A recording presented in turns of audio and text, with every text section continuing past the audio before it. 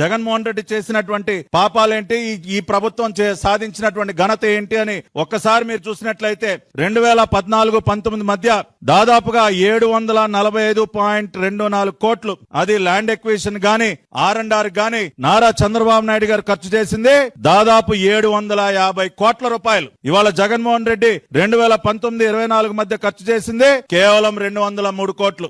ఎక్కడ 750 కోట్లు, ఎక్కడ 203 కోట్లు? ఇవాళ మీరు క్రెడిట్ చోరీ గురించి మాట్లాడుతూ ఉన్నారు. అదే విధంగా ఆనాడు జగన్మోహన్ రెడ్డి GMR కంపెనీ దగ్గర నుంచి బలవంతంగా వాళ్ళని బ్లాక్ మెయిల్ చేసి వాళ్ళని బెదిరించి తన రియల్ ఎస్టేట్ వ్యాపారం కోసం 500 ఎకరాల భూమిని వెనక్కి లాక్కుంటే ఇవాళ ఆ భూమిని కూడా మళ్ళీ తిరిగి రీస్టోర్ చేస్తూ తిరిగి మళ్ళీ ఆ ఎయిర్పోర్ట్ నిర్మాణానికి కేటాయిస్తూ నిర్ణయం తీసుకుంది నారా చంద్రబాబు నాయుడు గారు. ఇవాళ భారతదేశంలోనే కాదు ప్రపంచంలోనే అత్యంత పెద్దదైనటువంటి maintenance, repair and overhaul MRO అంటే ఏంటో తెలుసా నీకు జగన్ రెడ్డి? నీకు కనీస విషయ పరిజ్ఞానం ఉందా? Maintenance, repair and overhaul దాని యొక్క ప్రాముఖ్యత ఏంటో నీకు తెలుసా? అటువంటి వరల్డ్స్ లార్జెస్ట్ MRO ఫెసిలిటీని భోగాపురం విమానాశ్రయానికి తీసుకొచ్చింది నారా చంద్రబాబు నాయుడు గారు, ఆనాటి civil aviation minister Ashok Gajapathi Raju garu. దాన్ని తీసుకురావటమే కాకుండా మొన్నటికి మొన్న నారా లోకేష్ గారు ఇక్కడ ఒక ఏవియేషన్ అకాడమీని మనం ఏర్పాటు చేస్తే బాగుంటుందని అడిగితే అశోక్ గజపతి రాజు గారు పెద్ద మనసుతో మళ్ళీ ఆయన మాన్సాస్ ట్రస్ట్ ద్వారా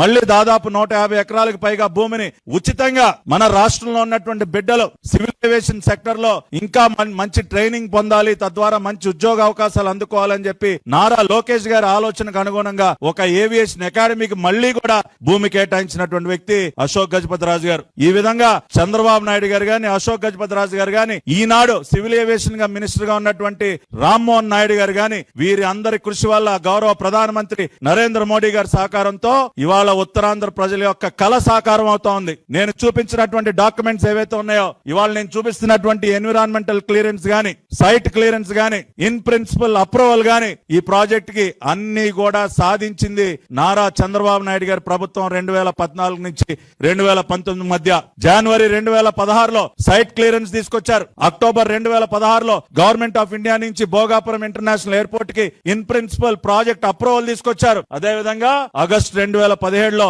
ఎన్విరాన్మెంటల్ క్లియరెన్స్ తీసుకొచ్చారు. ఇవి కదా కావాల్సింది. ఇవి లేకుండా ప్రాజెక్ట్ అనేది ముందుకు కదులుతుందా?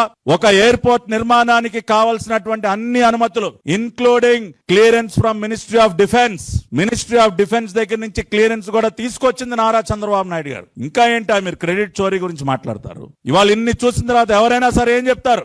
భోగాపురం ఇంటర్నేషనల్ ఎయిర్పోర్ట్ కి సంబంధించినటువంటి నిజమైనటువంటి credit one and only Nara Chandrababu Naidu గారికి మాత్రమే దక్కుతుంది అని చెప్పడానికి ఇంతకంటే ప్రత్యక్ష ఉదాహరణలు ఏం కావాలని అడుగుతా ఉన్నా. కాబట్టి ఇప్పటికైనా మీ సిగ్గుమాలిన పనులు, మీ నీతి మాలిన పనులని మానుకోండి. సోషల్ మీడియాలో మీ పేటీఎం కుక్కల ద్వారా మొరిగించడం మానుకోండి. మీరు ఎంత మొరిగినా ఈ వాస్తవాలని చెరిపేయలేరు, మీరు ఈ వాస్తవాలని చెరపలేరు. మీరు